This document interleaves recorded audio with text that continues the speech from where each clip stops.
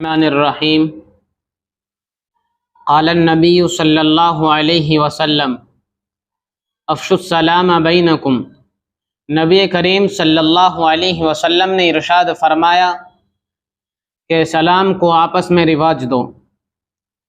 میرے دوستو، مل جل کر رہنا انسان کی ایک عادت ہے، اس لیے جب بھی دو مسلمان بھائی آپس میں ملتے ہیں تو وہ کچھ کلمات کہتے ہیں جسے ہم سلام کہتے ہیں۔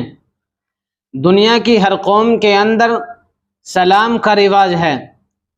سلام کے ذریعے محبت پیدا ہوتی ہے، سلام کے ذریعے الفت پیدا ہوتی ہے، سلام کے ذریعے دل کو سکون ملتا ہے، سلام کے ذریعے بھائی چارہ بڑھتا ہے۔ لیکن ہم نے سلام کو چھوڑ دیا۔ سلام کے چھوڑنے کا اثر دیکھیے اور غور کیجیے آج کے حالات پر کہ کتنا اختلاف مسلمانوں کے اندر ہو رہا ہے، کتنے جھگڑے ہو رہے ہیں، نفرتیں ہو رہی ہیں اور دلوں کے اندر کھوٹ ہے۔ اس کا نتیجہ یہ ہوتا ہے کہ ہم مسلمان بھائی آپس میں لڑ رہے ہیں۔ اگر ہم اسلامی سلام کی عادت بنا لیں تو یقین جانیے ہمارے درمیان سے چودھری اور سیفی کے جھگڑے ختم ہو جائیں گے، سلمانی اور دھوبی کے لفڑے ختم ہو جائیں گے۔